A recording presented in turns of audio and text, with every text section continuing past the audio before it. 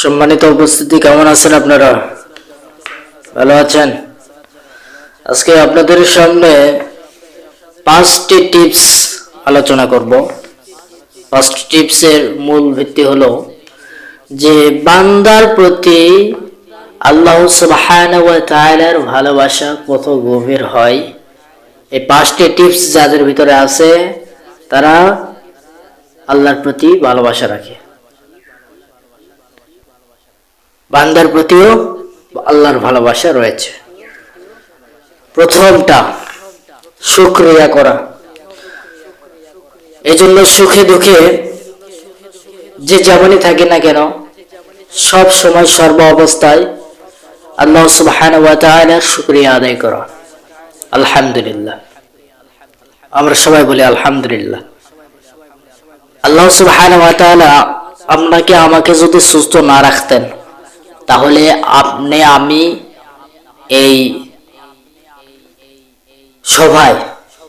সভা অধিবেশনে হাজির হতে পারতাম না, ঠিক কিনা গণ? এই জন্য সুখে দুঃখে সদা সর্ব অবস্থায় যারা শুকরিয়া আদায় করে তাদের একটি ফজিলত আছে। আল্লাহ রাসূল সাল্লাল্লাহু আলাইহি ওয়াসাল্লাম এরকম মেরাজের রাত্রে জান্নাত ভ্রমণ করতে যাবেন, এমত অবস্থায় জিবরাইল আলাইহিস সালাতু ওয়াস সালামকেও সাথে পাঠালেন। মেরাজের রাত্রে আল্লাহ রাসূল সাল্লাল্লাহু আলাইহি ওয়াসাল্লামের সাথে জিবরাইল আলাইহিস সালাতু ওয়াস সালামও গেলেন জান্নাত ভ্রমণ করতে। কি ভ্রমণ করতে? জান্নাত ভ্রমণ করতে। আল্লাহ সুবহানাহু ওয়া তাআলা জিবরাইল আলাইহিস সালাতু ওয়াস সালামকেও সাথে পাঠালেন। তেনারা গেলেন। যাওয়ার পরে রাসূলুল্লাহ সাল্লাল্লাহু আলাইহি ওয়াসাল্লাম দেখতে পেলেন জান্নাতের মধ্যে বিশাল একটি ঘর। জিবরাইল আলাইহিস সালাতু ওয়াস সালামকে বললেন, এটা কিসের ঘর? জান্নাতের মধ্যে, জান্নাতই তো এত বড়, তার মধ্যে এই ঘরটা কিসের? এত বড় ঘর, এই ঘরটা কিসের?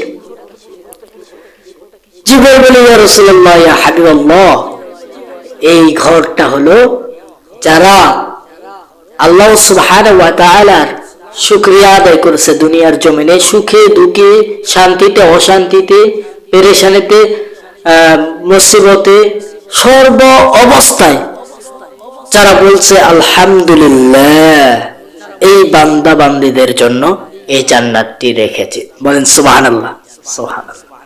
এই জন্য শুকরিয়া আদায় করতে হবে। আপনি সর্ব অবস্থায় শুকরিয়া আদায় করবেন আল্লাহ সুবহানাহু ওয়া তাআলার। দ্বিতীয় নম্বর, নিয়মিত জিকির। নিয়মিত কি? জিকির। নিয়মিত জিকির আদায় করবেন, জিকির করবেন। তো জিকির করলে কি? তার অন্তরে যে ময়লা আছে, ময়লাটা দূর হয়ে যাবে, ঠিক কিনা গণ? বলবেন হুজুর কেমন করে? যেমন কোদাল আপনাদের এদিকে কি করে? দাও, কোদালকে দাও বলে। লোহা, এক কথায় লোহা। এই লোহাটা যখন সব সময় কাজ করে, লোহাটা সব সময় পরিষ্কার থাকে এবং চোখা থাকে, মানে ফ্রেশ থাকে। এক কথায় মানে দেখতেও ভালো লাগে, চালু থাকে সব সময়। আর ওই লোহাটা যখন দেখবেন 1 সপ্তাহ রেখে দেবেন, 1 সপ্তাহ পর যাবেন, তার যাওয়ার পরে ওই লোহাটা হাতে নেবেন, তখন দেখবেন যে ওই লোহাটা এরকম ওই কি করে জাং ধরে যায়, জাং ধরে যায়। ওই লোহাটা এরকম জাং ধরে যায়। তেমনি ভাবে যে বান্দার অন্তর ভিতরে আল্লাহ সুবহানাহু ওয়া তাআলার জিকির থাকবে না, ওই বান্দার অন্তরে এরকম মরিচা পড়ে যাবে। এই জন্যই সদা সর্ব অবস্থায় যখনই ফ্রি পাবেন, যখনই সময় পাবেন, জিকির আজকার করবেন। সুবহানাল্লাহ 33 বার, আলহামদুলিল্লাহ 33 বার, আল্লাহু আকবার 34 বার, এগুলো পাঠ করবেন।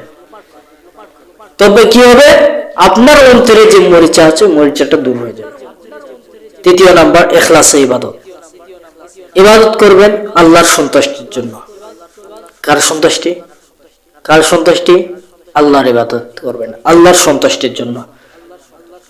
চতুর্থ নাম্বার, সৃষ্টি নিয়ে চিন্তা করবেন। আল্লাহ সুবহানাহু ওয়া তাআলা এই পৃথিবীর জমিনে যা কিছু সৃষ্টি করেছেন এই সৃষ্টি নিয়ে চিন্তা ফিকির করবেন।